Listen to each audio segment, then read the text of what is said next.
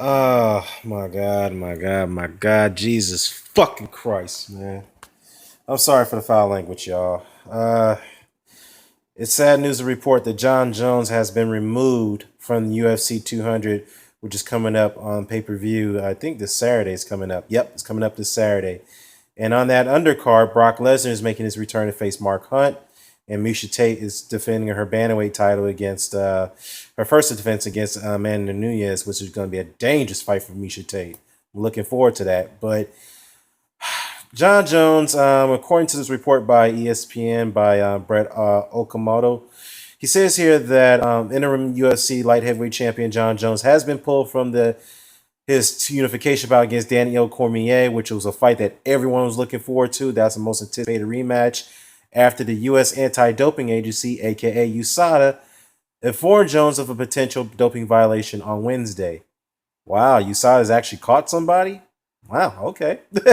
So, UFC President Dana White has announced that the move during impromptu news conference at MGM Grand Hotel.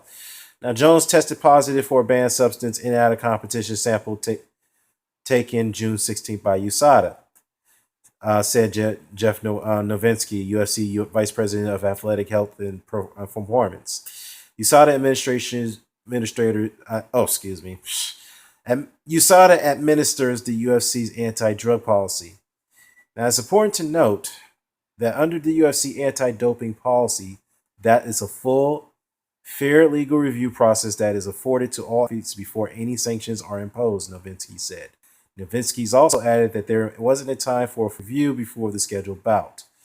Therefore, the fight has been removed from the card, Novinsky said. Dana White said he has not spoken to Jones yet and that he wasn't aware whether the substance in question was a performance enhancing drug. Now, the heavyweight fight between Brock Lesnar and Mark Hunt will now headline UFC 200, which will take place on Saturday at T-Mobile Arena. As I mentioned, also Amanda Nunes and Misha Tate will be on that undercard.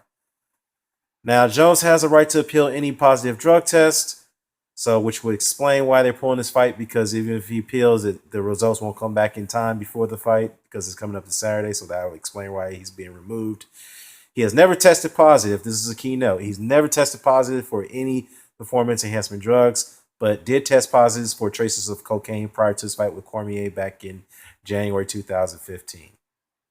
All right, I'm not going to read any more about this, but actually, you know what? Let me read something else here because Cormier is pretty upset about this. He said here, quote, I've trained hard and long.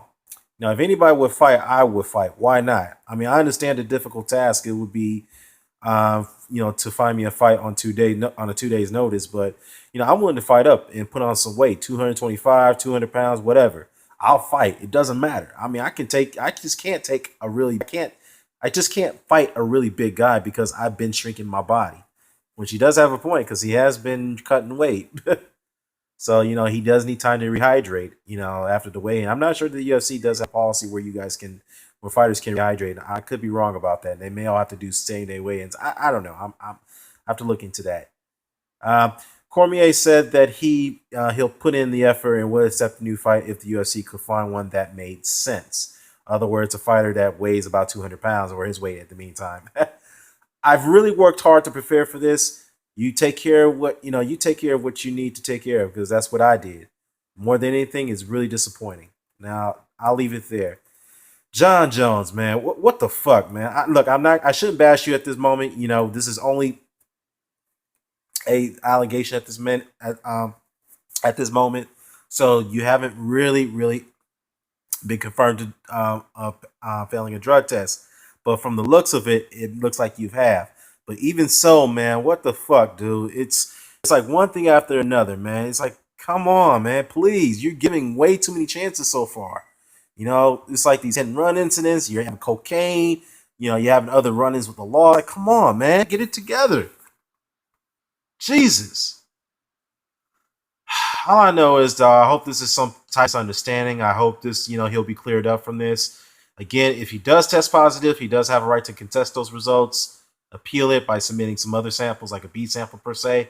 So It's disappointing. Disappointing news. Now, I mean, then again, the UFC 200 card is still pretty strong with Brock Lesnar returning. So, I mean, that it's just, oh man, this is a fight that everyone was looking forward to, and that UFC 200 would have been, obviously it would have, based off the ticket sales and based off the pay per view buys.